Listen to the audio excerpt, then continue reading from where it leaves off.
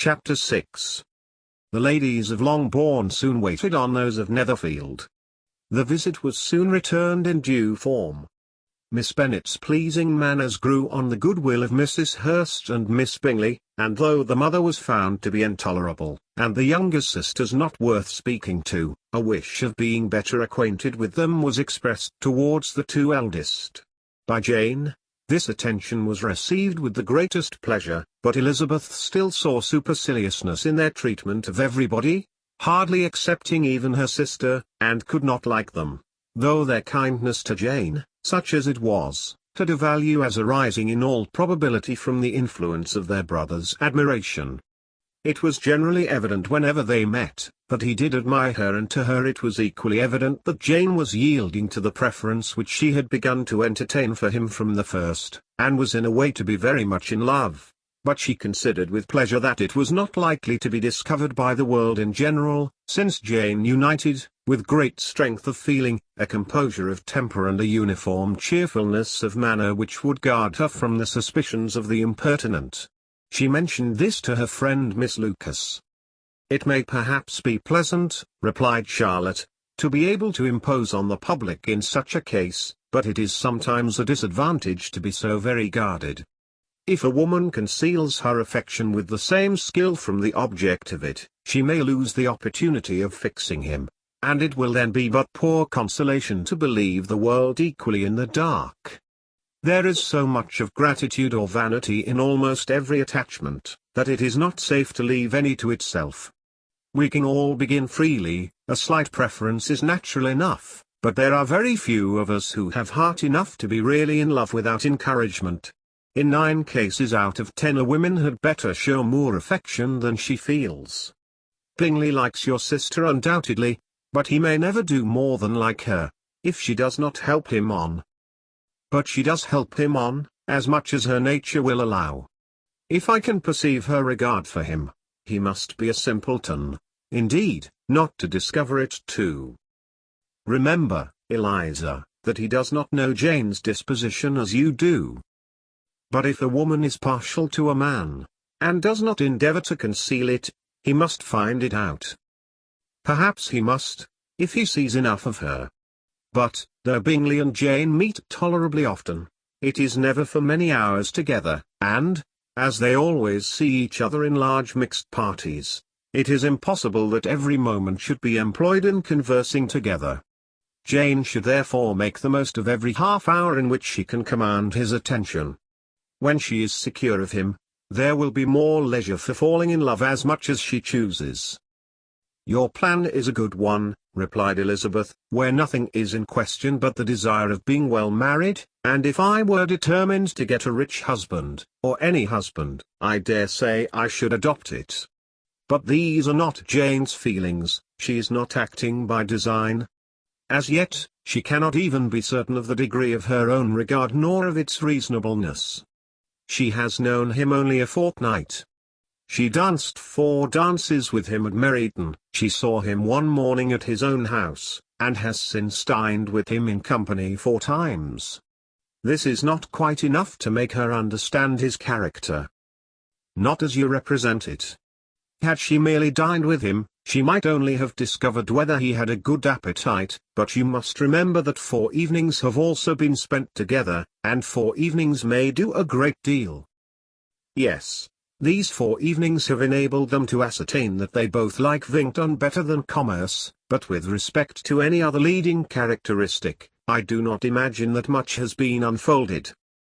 "Well," said Charlotte, "I wish Jane success with all my heart, and if she were married to him tomorrow, I should think she had as good a chance of happiness as if she were to be studying his character for a 12-month. Happiness in marriage is entirely a matter of chance.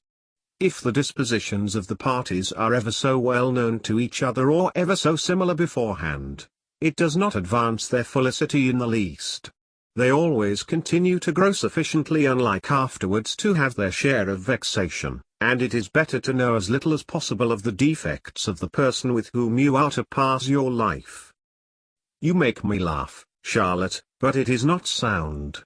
You know it is not sound, and that you would never act in this way yourself." Occupied in observing Mr. Bingley's attentions to her sister, Elizabeth was far from suspecting that she was herself becoming an object of some interest in the eyes of his friend. Mr. Darcy had at first scarcely allowed her to be pretty. He had looked at her without admiration at the ball, and when they next met, he looked at her only to criticize. But no sooner had he made it clear to himself and his friends that she hardly had a good feature in her face, than he began to find it was rendered uncommonly intelligent by the beautiful expression of her dark eyes. To this discovery succeeded some others equally mortifying. Though he had detected with a critical eye more than one failure of perfect symmetry in her form, he was forced to acknowledge her figure to be light and pleasing, and in spite of his asserting that her manners were not those of the fashionable world, he was caught by their easy playfulness. Of this she was perfectly unaware. To her he was only the man who made himself agreeable nowhere, and who had not thought her handsome enough to dance with. He began to wish to know more of her, and as a step towards conversing with her himself, attended to her conversation with others. His doing so drew her notice. It was at Sir William Lucas's, where a large party were assembled. "What does Mr. Darcy mean," said she to Charlotte, "by listening to my conversation with Colonel Forster? That is a question which Mr. Darcy only can answer. But if he does it any more I shall certainly let him know that I see what he is about. He has a very satirical eye, and if I do not begin by being impertinent myself, I shall soon grow afraid of him." On his approaching them soon afterwards, though without seeming to have any intention of speaking, Miss Lucas defied her friend to mention such a subject to him, which immediately provoking Elizabeth to do it, she turned to him and said, "Did you not think, Mr. Darcy, that I expressed myself uncommonly well just now, when I was teasing Colonel Forster to give us a ball at Meryton?" "With great energy, but it is always a subject which makes a lady energetic. You are severe on us." "It will be her turn soon to be teased," said Miss Lucas. "I am going to open the instrument, Eliza, and you know what follows."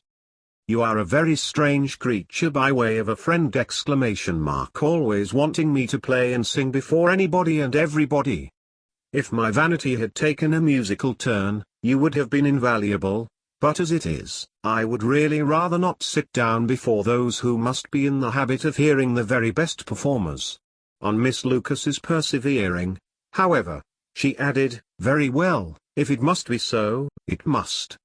And gravely glancing at Mr. Darcy, "There is a fine old saying, which everybody here is of course familiar with, 'Keep your breath to cool your porridge,' and I shall keep mine to swell my song." Her performance was pleasing, though by no means capital. After a song or two, and before she could reply to the entreaties of several that she would sing again, she was eagerly succeeded at the instrument by her sister Mary, who having, in consequence of being the only plain one in the family, worked hard for knowledge and accomplishments, was always impatient for display. Mary had neither genius nor taste, and though vanity had given her application, it had given her likewise a pedantic air and conceited manner, which would have injured a higher degree of excellence than she had reached. Elizabeth, easy and unaffected, had been listened to with much more pleasure, though not playing half so well, and Mary, at the end of a long concerto, was glad to purchase praise and gratitude by Scotch and Irish airs, at the request of her younger sisters, who, with some of the Lucases, and 2 or 3 officers, joined eagerly in dancing at one end of the room. Mr. Darcy stood near them in silent indignation at such a mode of passing the evening, to the exclusion of all conversation, and was too much engrossed by his thoughts to perceive that Sir William Lucas was his neighbour, till Sir William thus began. "What a charming amusement for young people this is, Mr. Darcy. There is nothing like dancing after all. I consider it as one of the first refinements of polished society." "Certainly, sir, and it has the advantage also of being in vogue amongst the less polished societies of the world. Every savage can dance." Sir William only smiled. "Your friend performs delightfully," he continued after a pause, on seeing Bingley join the group, and I doubt not that you are an adept in the science yourself, Mr. Darcy. You saw me dance at Meriden, I believe, sir. Yes, indeed, and received no inconsiderable pleasure from the sight. Do you often dance at St. James's? Never, sir. Do you not think it would be a proper compliment to the place? It is a compliment which I never pay to any place if I can avoid it. You have a house in town, I conclude. Mr. Darcy bowed. I had once had some thought of fixing in town myself, for I am fond of superior society, but I did not feel quite certain that the air of London would agree with Lady Lucas. He paused in hopes of an answer, but his companion was not disposed to make any, and Elizabeth at that instant moving towards them, he was struck with the action of doing a very gallant thing, and called out to her.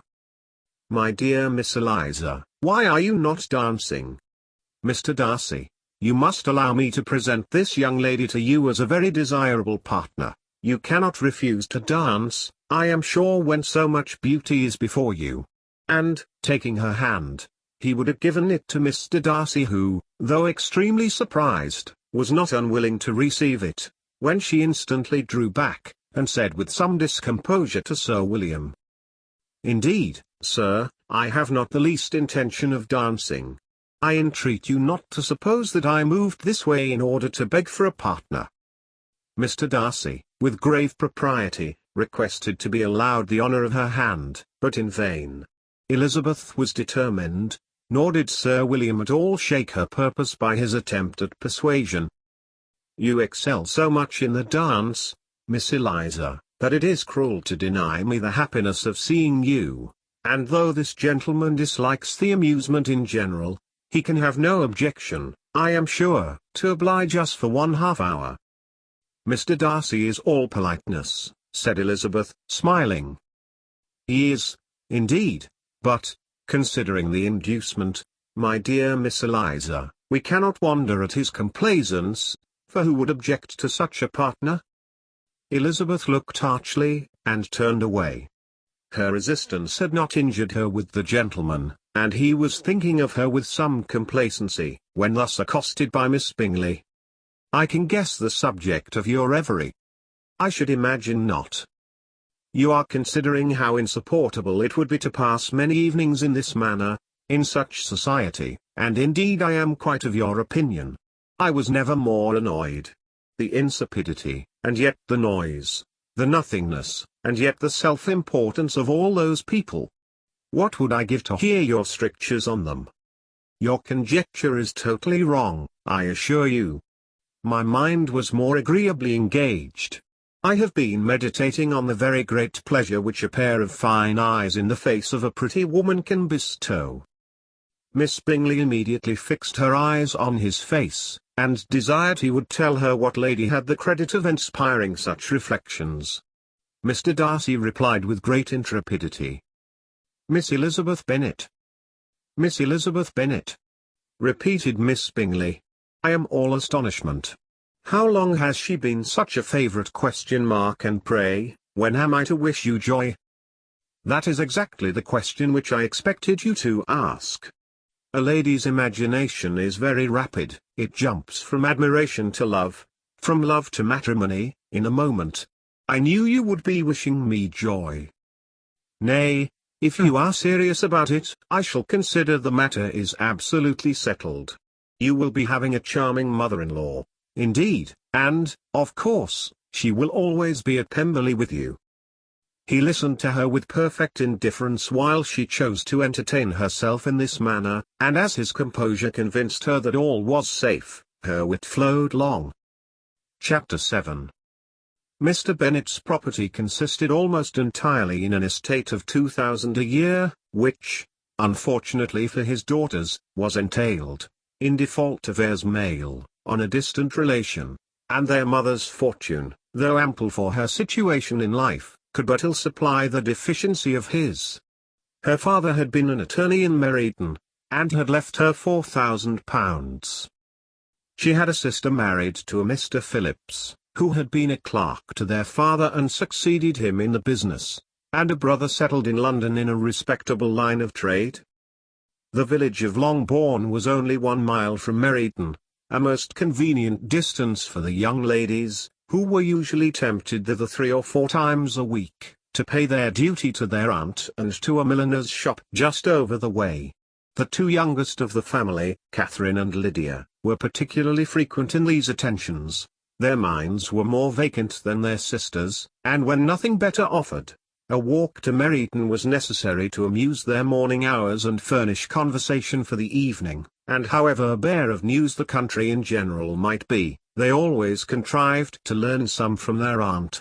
At present, indeed, they were well supplied both with news and happiness by the recent arrival of a militia regiment in the neighbourhood. It was to remain the whole winter, and Meryton was the headquarters. Their visits to Mrs. Phillips were now productive of the most interesting intelligence. Every day added something to their knowledge of the officers' names and connections. Their lodgings were not long a secret, and at length they began to know the officers themselves. Mr. Phillips visited them all, and this opened to his nieces a store of felicity unknown before. They could talk of nothing but officers, and Mr. Bingley's large fortune, the mention of which gave animation to their mother, was worthless in their eyes when opposed to the regimentals of an ensign. After listening one morning to their effusions on this subject, Mr. Bennet coolly observed, "From all that I can collect by your manner of talking, you must be 2 of the silliest girls in the country. I have suspected it some time, but I am now convinced." Catherine was disconcerted, and made no answer, but Lydia, with perfect indifference, continued to express her admiration of Captain Carter, and her hope of seeing him in the course of the day, as he was going the next morning to London. "I am astonished, my dear," said Mrs. Bennet, "that you should be so ready to think your own children silly. If I wished to think slightingly of anybody's children, it should not be of my own, however. If my children are silly, I must hope to be always sensible of it. Yes, but as it happens, they are all of them very clever. This is the only point, I flatter myself, on which we do not agree. I had hoped that our sentiments coincided in every particular, but I must so far differ from you as to think our 2 youngest daughters uncommonly foolish. My dear Mr. Bennet, you must not expect such girls to have the sense of their father and mother. When they get to our age, I dare say they will not think about officers any more than we do. I remember the time when I liked a red coat myself very well, and, indeed, so I do still at my heart, and if a smart young colonel, with 5 or 6 thousand a year, should want one of my girls I shall not say nay to him, and I thought Colonel Forster looked very becoming the other night at Sir William's in his regimentals." "Mamma," cried Lydia, "my aunt says that Colonel Forster and Captain Carter do not go so often to Miss Watson's as they did when they first came. She sees them now very often standing in Clark's library." Mrs. Bennet was prevented replying by the entrance of the footman with a note for Miss Bennet. It came from Netherfield, and the servant waited for an answer. Mrs. Bennet's eyes sparkled with pleasure, and she was eagerly calling out, while her daughter read. "Well, Jane, who is it from? What is it about? What does he say? Well, Jane, make haste and tell us, make haste, my love." "It is from Miss Bingley," said Jane, and then read it aloud. "My dear friend, if you are not so compassionate as to dine today with Louisa and me, we shall be in danger of hating each other for the rest of our lives, for a whole day's tete-a-tete between 2 women can never end without a quarrel. Come as soon as you can on receipt of this. My brother and the gentleman are to dine with the officers. Yours ever, Caroline Bingley." "With the officers?" cried Lydia. "I wonder my aunt did not tell us of that." "Dining out," said Mrs. Bennet, "that is very unlucky." "Can I have the carriage?" said Jane. "No, my dear, you had better go on horseback, because it seems likely to rain, and then you must stay all night." "That would be a good scheme," said Elizabeth, "if you were sure that they would not offer to send her home." "Oh, but the gentlemen will have Mr. Bingley's chaise to go to Meryton, and the Hursts have no horses to theirs. I had much rather go in the coach. But, my dear, your father cannot spare the horses, I am sure. They are wanted in the farm, Mr. Bennet, are they not? They are wanted in the farm much oftener than I can get them. But if you have got them today, said Elizabeth, my mother's purpose will be answered. She did at last extort from her father an acknowledgment that the horses were engaged. Jane was therefore obliged to go on horseback, and her mother attended her to the door with many cheerful prognostics of a bad day. Her hopes were answered. Jane had not been gone long before it rained hard. Her sisters were uneasy for her, but her mother was delighted. The rain continued the whole evening without intermission. Jane certainly could not come back. This was a lucky idea of mine, indeed, said Mrs. Bennet more than once, as if the credit of making it rain were all her own. Till the next morning, however, she was not aware of all the felicity of her contrivance. Breakfast was scarcely over when a servant from Netherfield brought the following note for Elizabeth. My dearest Lizzie, I find myself very unwell this morning, which, I suppose, is to be imputed to my getting wet through yesterday. My kind friends will not hear of my returning till I am better. They insist also on my seeing Mr. Jones, therefore do not be alarmed if you should hear of his having been to me, and, excepting a sore throat and headache, there is not much the matter with me. Yours, etc. Well, my dear, said Mr. Bennet, when Elizabeth had read the note aloud, if your daughter should have a dangerous fit of illness, if she should die, it would be a comfort to know that it was all in pursuit of Mr. Bingley, and under your orders. Oh, I am not afraid of her dying. People do not die of little trifling colds. She will be taken good care of. As long as she stays there, it is all very well. I would go and see her if I could have the carriage. Elizabeth, feeling really anxious, was determined to go to her, though the carriage was not to be had, and as she was no horsewoman, walking was her only alternative. She declared her resolution. How can you be so silly, cried her mother, as to think of such a thing, in all this dirt? You will not be fit to be seen when you get there. I shall be very fit to see Jane, which is all I want. Is this a hint to me, Lizzie, said her father, to send for the horses? No, indeed, I do not wish to avoid the walk. The distance is nothing when one has a motive, only 3 miles. I shall be back by dinner. I admire the activity of your benevolence, observed Mary, but every impulse of feeling should be guided by reason, and, in my opinion, exertion should always be in proportion to what is required. We will go as far as Meryton with you, said Catherine and Lydia. Elizabeth accepted their company, and the 3 young ladies set off together. If we make haste, said Lydia, as they walked along, perhaps we may see something of Captain Carter before he goes. In Meryton they parted.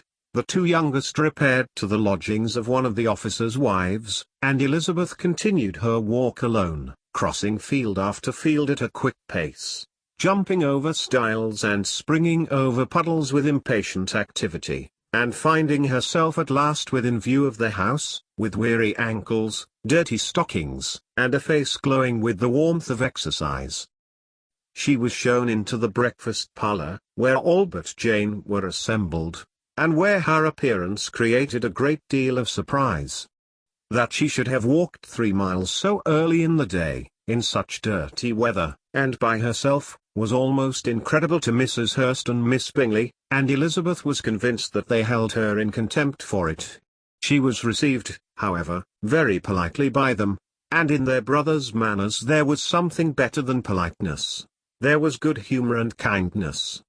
Mr. Darcy said very little, and Mr. Hurst nothing at all. The former was divided between admiration of the brilliancy which exercise had given to her complexion, and doubt as to the occasions justifying her coming so far alone. The latter was thinking only of his breakfast. Her inquiries after her sister were not very favourably answered. Miss Bennet had slept ill, and though up, was very feverish, and not well enough to leave her room. Elizabeth was glad to be taken to her immediately, and Jane, who had only been withheld by the fear of giving alarm or inconvenience from expressing in her note how much she longed for such a visit, was delighted at her entrance. She was not equal, however, to much conversation, and when Miss Bingley left them together, could attempt little besides expressions of gratitude for the extraordinary kindness she was treated with. Elizabeth silently attended her. When breakfast was over they were joined by the sisters, and Elizabeth began to like them herself, when she saw how much affection and solicitude they showed for Jane.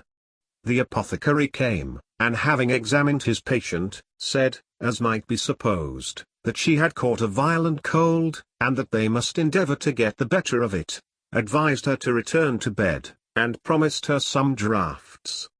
The advice was followed readily, for the feverish symptoms increased, and her head ached acutely.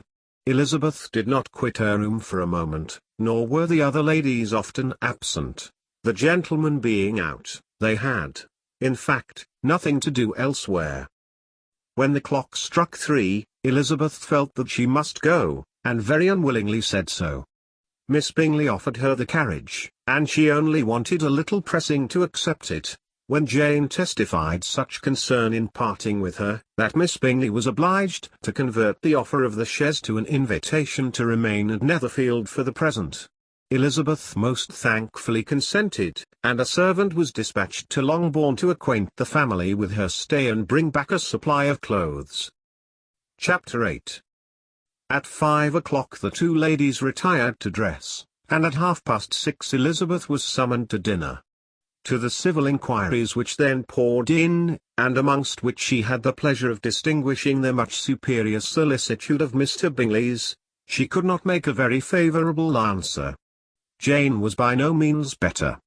The sisters, on hearing this, repeated 3 or 4 times how much they were grieved, how shocking it was to have a bad cold, and how excessively they disliked being ill themselves, and then thought no more of the matter, and their indifference towards Jane when not immediately before them restored Elizabeth to the enjoyment of all her former dislike. Their brother, indeed, was the only one of the party whom she could regard with any complacency. His anxiety for Jane was evident, and his attentions to herself most pleasing, and they prevented her feeling herself so much an intruder as she believed she was considered by the others. She had very little notice from any but him. Miss Bingley was engrossed by Mr. Darcy, her sister scarcely less so, and as for Mr. Hurst, by whom Elizabeth sat, he was an indolent man, who lived only to eat, drink, and play at cards, who, when he found her to prefer a plain dish to a ragout, had nothing to say to her. When dinner was over, she returned directly to Jane, and Miss Bingley began abusing her as soon as she was out of the room. Her manners were pronounced to be very bad indeed, a mixture of pride and impertinence. She had no conversation, no style, no beauty. Mrs. Hurst thought the same, and added, "She has nothing, in short, to recommend her, but being an excellent walker. I shall never forget her appearance this morning. She really looked almost wild." "She did, indeed, Louisa. I could hardly keep my countenance.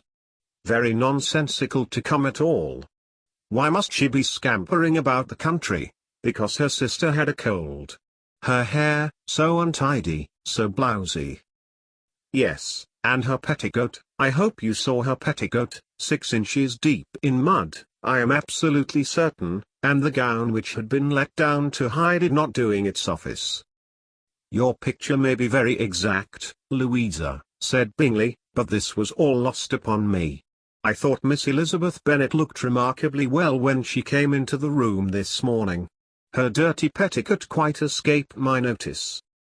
"You observed it, Mr. Darcy, I am sure," said Miss Bingley, "and I am inclined to think that you would not wish to see your sister make such an exhibition."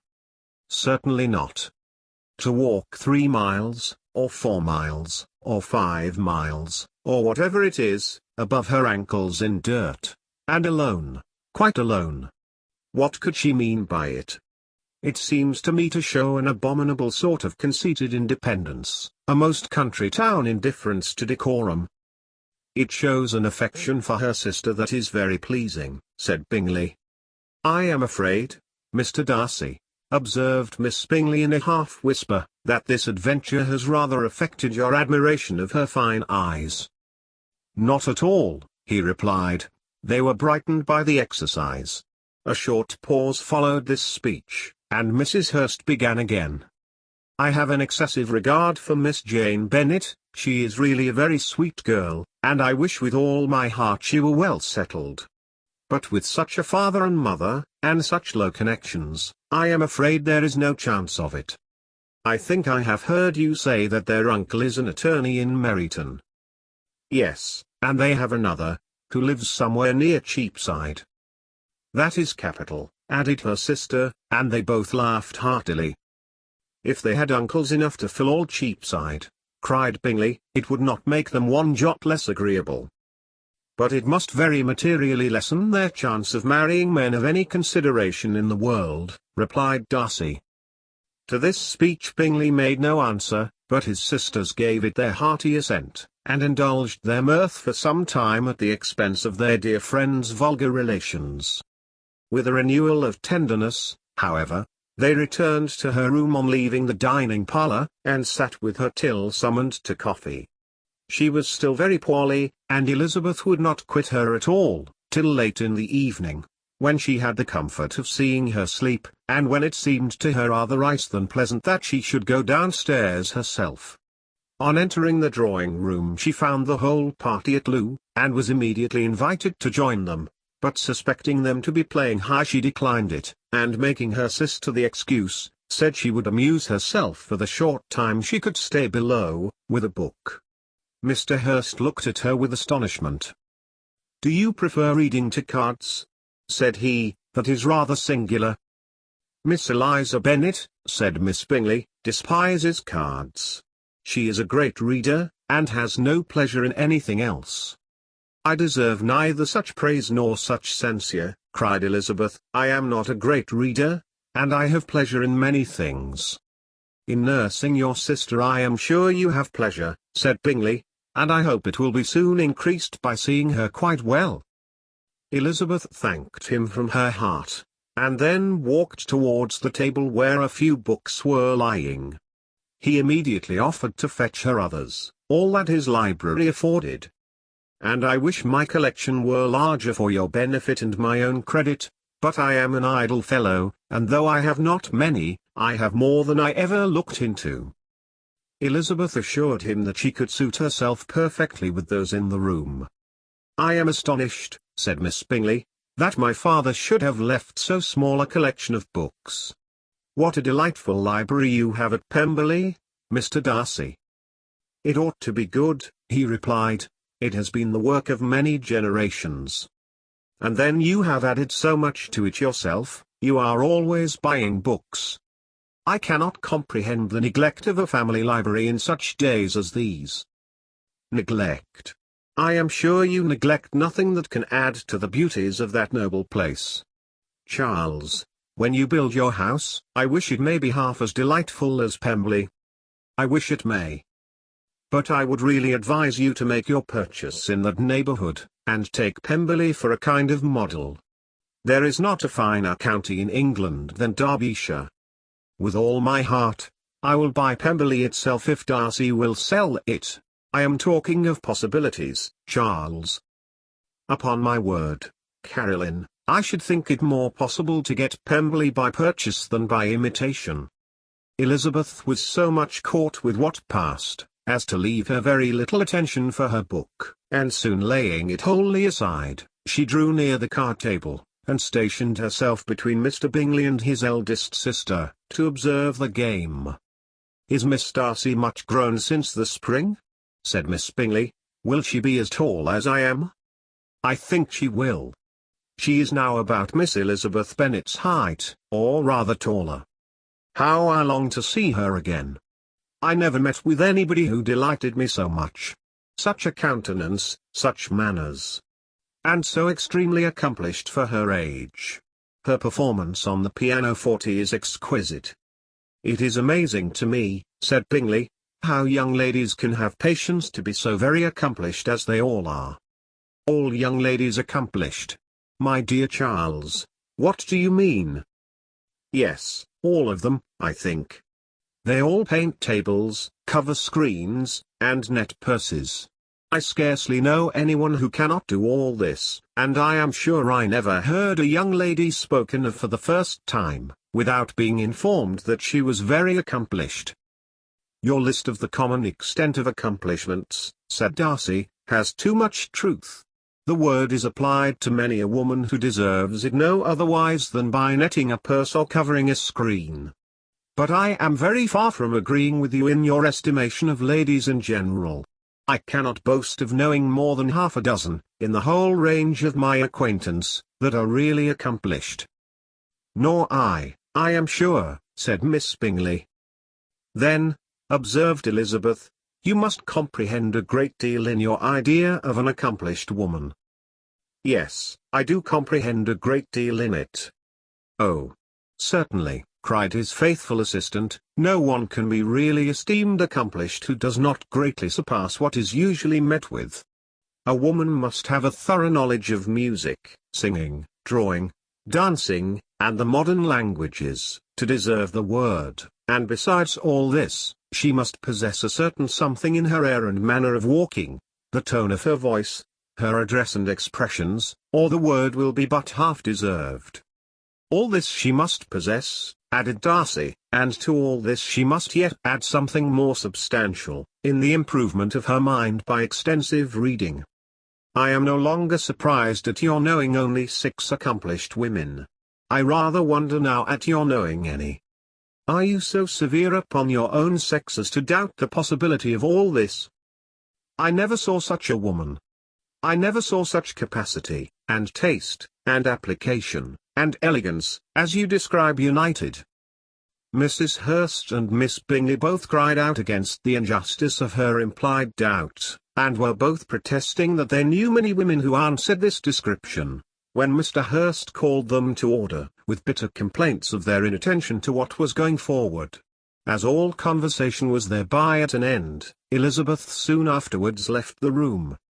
Elizabeth Bennet, said Miss Bingley, when the door was closed on her, is one of those young ladies who seek to recommend themselves to the other sex by undervaluing their own, and with many men, I dare say, it succeeds. But, in my opinion, it is a paltry device, a very mean art. Undoubtedly, replied Darcy, to whom this remark was chiefly addressed. There is a meanness in all the arts which ladies sometimes condescend to employ for captivation. Whatever bears affinity to cunning is despicable. Miss Bingley was not so entirely satisfied with this reply as to continue the subject. Elizabeth joined them again only to say that her sister was worse, and that she could not leave her. Bingley urged Mr. Jones being sent for immediately, while his sisters, convinced that no country advice could be of any service, recommended an express to town for one of the most eminent physicians. This she would not hear of, but she was not so unwilling to comply with their brother's proposal, and it was settled that Mr. Jones should be sent for early in the morning, if Miss Bennet were not decidedly better. Bingley was quite uncomfortable. His sisters declared that they were miserable. They solaced their wretchedness, however, by duets after supper, while he could find no better relief to his feelings than by giving his housekeeper directions that every attention might be paid to the sick lady and her sister. Chapter 9. Elizabeth passed the chief of the night in her sister's room, and in the morning had the pleasure of being able to send a tolerable answer to the inquiries which she very early received from Mr. Bingley by a housemaid, and some time afterwards from the 2 elegant ladies who waited on his sisters. In spite of this amendment, however, she requested to have a note sent to Longbourn, desiring her mother to visit Jane, and form her own judgment of her situation.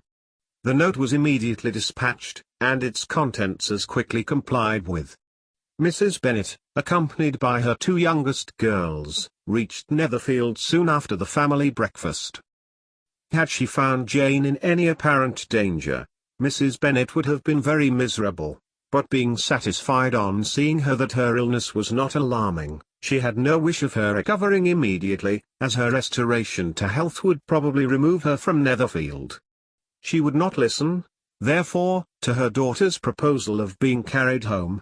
Neither did the apothecary, who arrived about the same time, think it at all advisable. After sitting a little while with Jane, on Miss Bingley's appearance and invitation, the mother and 3 daughters all attended her into the breakfast parlour. Bingley met them with hopes that Mrs. Bennet had not found Miss Bennet worse than she expected. "Indeed I have, sir," was her answer. "She is a great deal too ill to be moved. Mr. Jones says we must not think of moving her. We must trespass a little longer on your kindness." "Removed!" cried Bingley. "It must not be thought of. My sister, I am sure, will not hear of her removal." "You may depend upon it, madam," said Miss Bingley, with cold civility, "that Miss Bennet will receive every possible attention while she remains with us." Mrs. Bennet was profuse in her acknowledgments.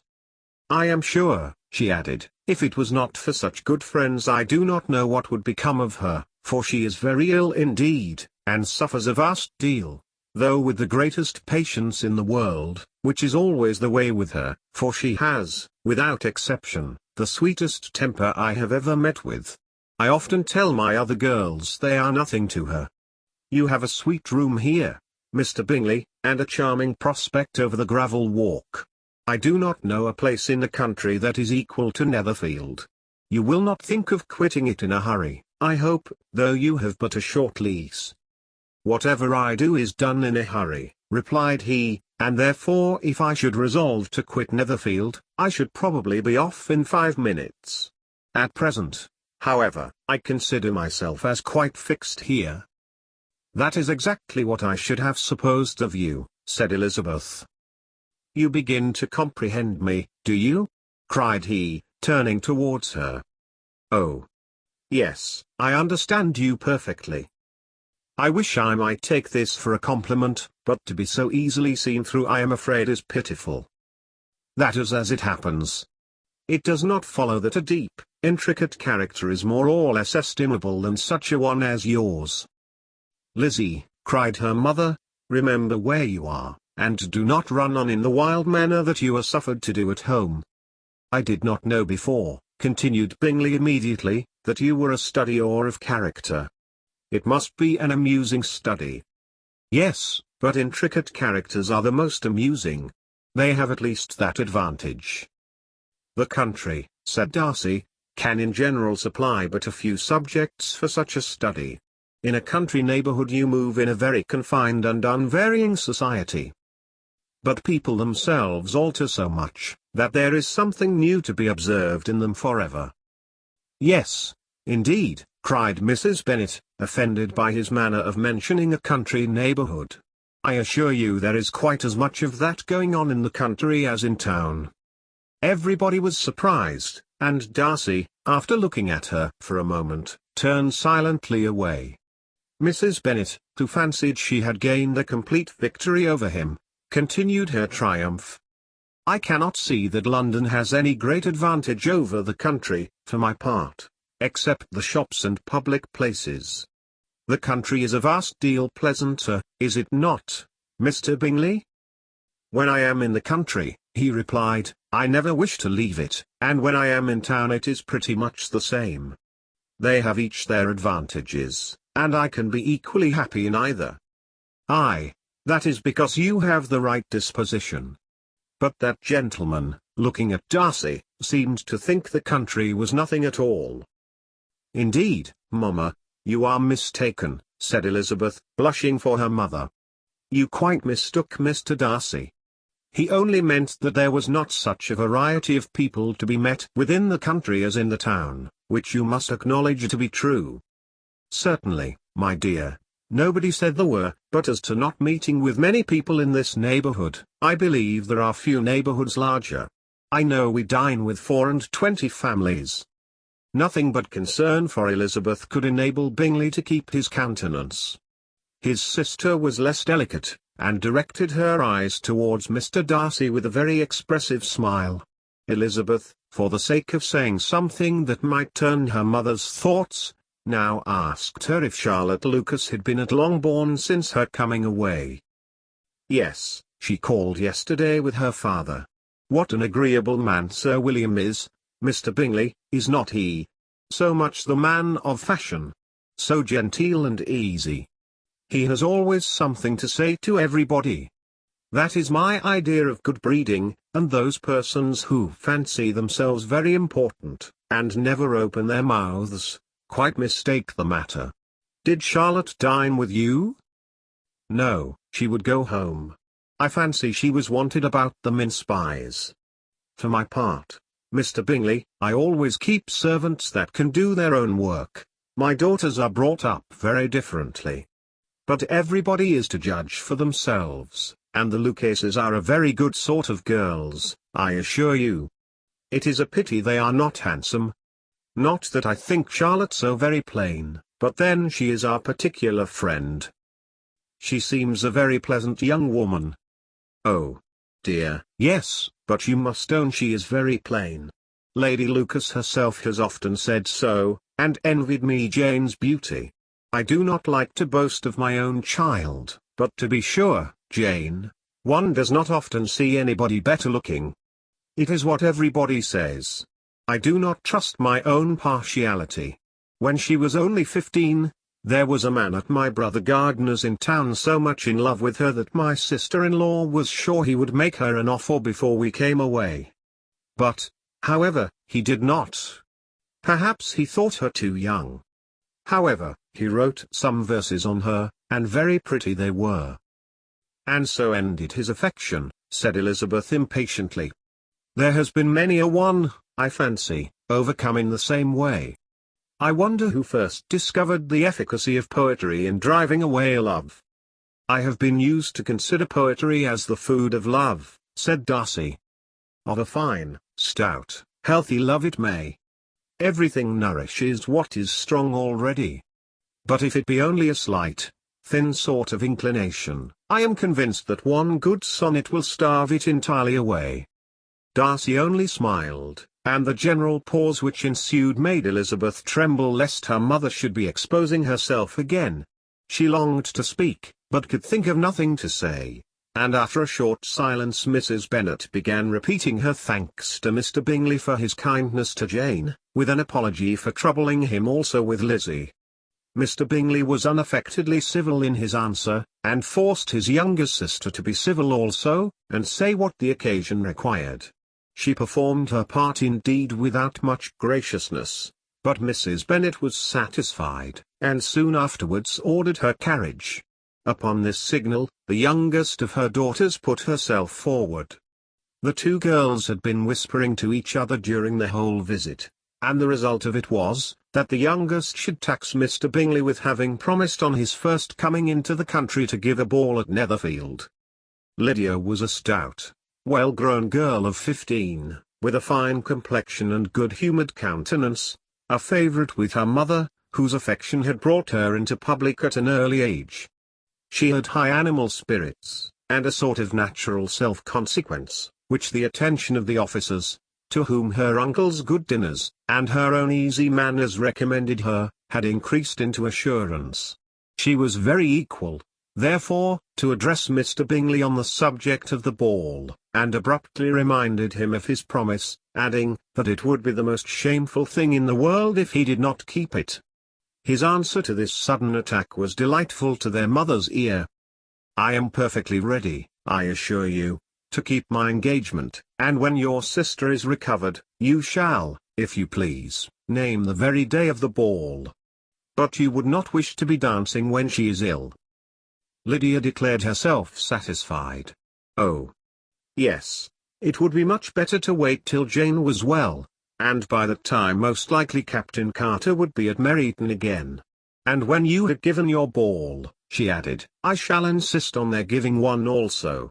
I shall tell Colonel Forster it will be quite a shame if he does not. Mrs. Bennet and her daughters then departed, and Elizabeth returned instantly to Jane, leaving her own and her relations' behaviour to the remarks of the two ladies and Mr. Darcy, the latter of whom, however, could not be prevailed on to join in their censure of her, in spite of all Miss Bingley's witticisms on fine eyes. Chapter 10. The day passed much as the day before had done. Mrs. Hurst and Miss Bingley had spent some hours of the morning with the invalid, who continued, though slowly, to mend, and in the evening Elizabeth joined their party in the drawing-room. The loo table, however, did not appear. Mr. Darcy was writing, and Miss Bingley, seated near him, was watching the progress of his letter and repeatedly calling off his attention by messages to his sister. Mr. Hurst and Mr. Bingley were at piquet, and Mrs. Hurst was observing their game.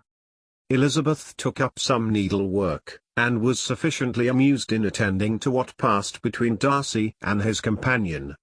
The perpetual commendations of the lady, either on his handwriting, or on the evenness of his lines, or on the length of his letter, with the perfect unconcern with which her praises were received, formed a curious dialogue, and was exactly in union with her opinion of each. "How delighted Miss Darcy will be to receive such a letter." He made no answer. "You write uncommonly fast."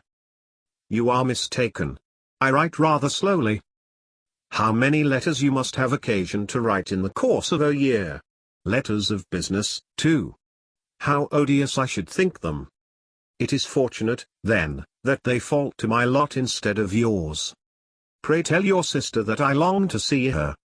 I have already told her so once, by your desire. I am afraid you do not like your pen. Let me mend it for you. I mend pens remarkably well." "Thank you, but I always mend my own." "How can you contrive to write so even?" He was silent. "Tell your sister I am delighted to hear of her improvement on the harp, and pray let her know that I am quite in raptures with her beautiful little design for a table, and I think it infinitely superior to Miss Grantley's. Will you give me leave to defer your raptures till I write again? At present I have not room to do them justice." "Oh. It is of no consequence. I shall see her in January. But do you always write such charming long letters to her, Mr. Darcy?" "They are generally long, but whether always charming it is not for me to determine. It is a rule with me, that a person who can write a long letter with ease, cannot write ill." "That will not do for a compliment to Darcy, Caroline," cried her brother, "because he does not write with ease. He studies too much for words of 4 syllables. Do not you, Darcy? My style of writing is very different from yours." "Oh!" cried Miss Bingley, "Charles writes in the most careless way imaginable. He leaves out half his words, and blots the rest. My ideas flow so rapidly that I have not time to express them, by which means my letters sometimes convey no ideas at all to my correspondents." "Your humility, Mr. Bingley," said Elizabeth, "must disarm reproof." "Nothing is more deceitful," said Darcy, "than the appearance of humility. It is often only carelessness of opinion, and sometimes an indirect boast. And which of the two do you call my little recent piece of modesty?" "The indirect boast, for you are really proud of your defects in writing, because you consider them as proceeding from a rapidity of thought and carelessness of execution, which, if not estimable, you think at least highly interesting.